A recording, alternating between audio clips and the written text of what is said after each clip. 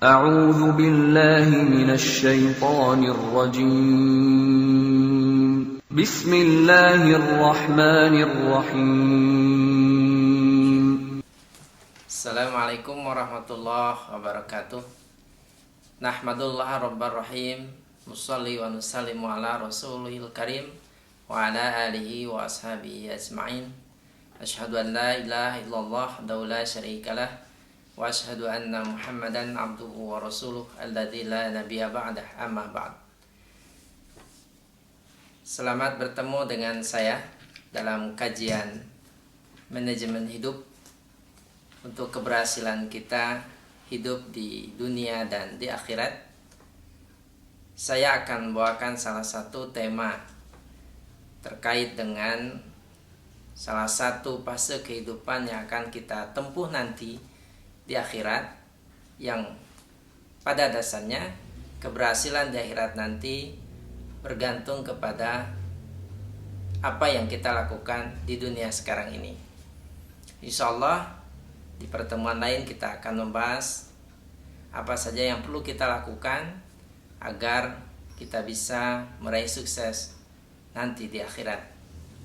Salah satu fase terberat yang akan dialami oleh manusia adalah padang mahsyar, atau sering juga disebut dengan alam mahsyar. Dalam salah satu riwayat yang dimuat di dalam kitab Bukhari bab tafsir yang diterima dari Abu Hurairah, Rasulullah memberikan gambaran yang cukup gamblang tentang apa yang akan dialami oleh segenap manusia kelak di alam mahsyar.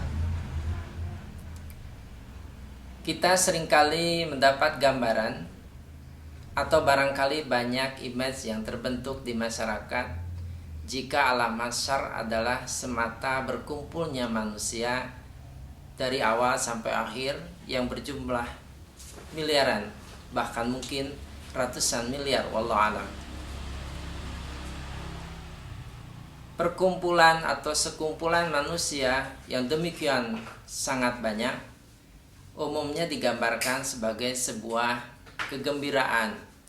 Ibarat orang menonton bola misalnya, di situ ada puluhan ribu dengan sorak gembira, apalagi klub yang didukungnya mendapat kemenangan.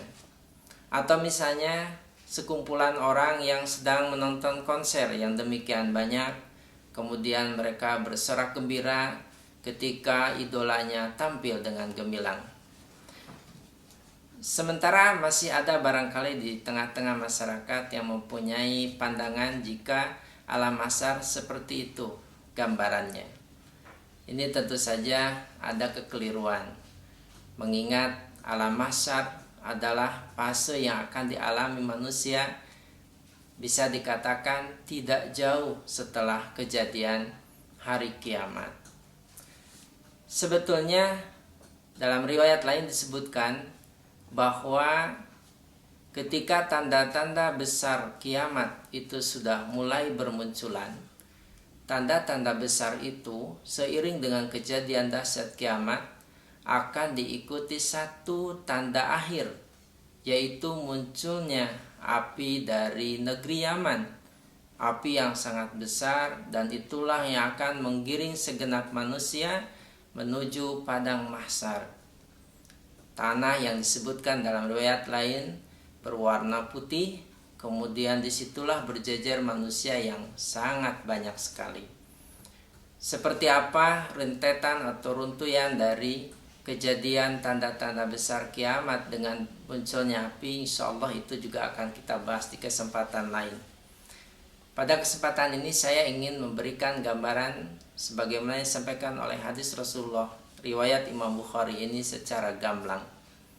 Mudah-mudahan dengan pengetahuan, dengan tambahan pengetahuan tentang alam mahsyar ini semakin menambah kekuatan iman kita dan motivasi kita untuk memperbaiki pada hal-hal yang lebih baik di esok hari. Dalam hadis ini disebutkan bahwasanya Rasulullah Shallallahu Alaihi Wasallam, sebagaimana diterangkan oleh Abu Hurairah, pernah menerima sebuah atau sepotong daging dari salah satu sahabatnya. Farufi'a ilaihi zira', kemudian Rasulullah mengangkat lengan atau tangannya barangkali untuk mengambil daging itu. Wa kana tu'jibuhu fanahasha minha nahsyatan. Kemudian Rasulullah merasa takjub dengan daging itu, barangkali saking enaknya. Kalau sekarang barangkali itu rendang barangkali. Kemudian Rasulullah menggigitnya atau mencicipinya, dan barangkali Rasulullah sangat menikmati daging itu. Tapi entah kenapa dalam hadis ini kemudian Rasulullah bersabda, summa qala, Rasulullah bersabda sesaat setelah menyuap suapan daging yang diberikan oleh sahabat itu, kemudian Rasulullah bersabda, menerangkan sesuatu kepada para sahabatnya. Sabda Rasul, ana sayyidun nas yaumal qiyamati, bahwa saya adalah tuannya manusia di hari kiamat kelak, pada khususnya di alam mahsyar nanti. Kita kembali kepada alam mahsyar. Adam merasa bahwa satu dosa itu menjadi persoalan yang berat bagi dirinya pada saat dia menempuh alam mahsyar bersama dengan segenap manusia yang lain. Ketika diminta oleh anak cucunya agar bisa keluar dari beratnya alam mahsyar itu kepada Allah, agar segera dikeluarkan, agar segera dihentikan dari kondisi itu, Adam tidak berdaya. Saya tidak bisa. Barangkali di pikiran Adam waktu itu, andai pun saya memaksakan diri menghadap Allah, kemudian meminta supaya orang diselamatkan, supaya hamba Allah diselamatkan, atau alam mahsyar kondisi yang berat itu segera dihentikan, paling-paling Allah akan membalikkan apa yang sudah terjadi pada saya dengan satu dosa itu. Itu yang ada di pikiran Adam. Adam sangat khawatir.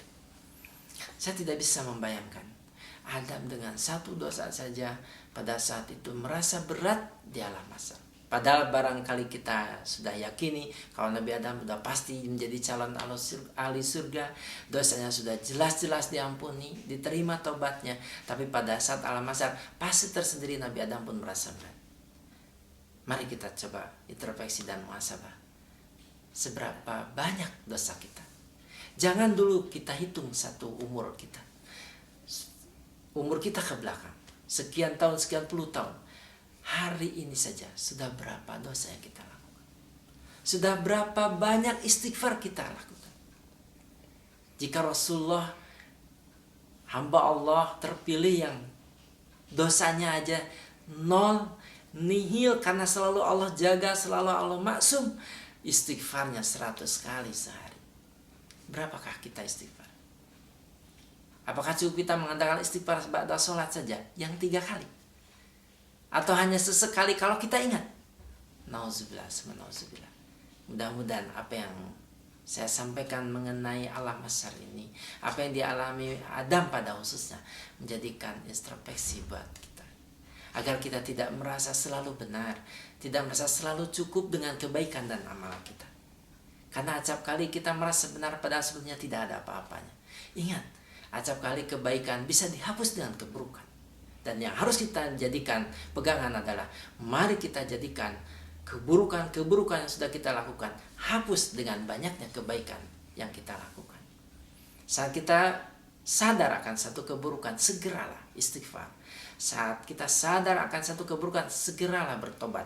Ikuti, ganti, ya, balaslah dengan kebaikan-kebaikan berikutnya yang kita lakukan. Mudah-mudahan dengan begitu, contoh yang kita dapatkan dari cerita Nabi Adam di alam mahsyar ini semakin menguatkan kita untuk senantiasa sadar, karena ada fase-fase berikutnya yang sangat berat yang akan kita tempuh. Mudah-mudahan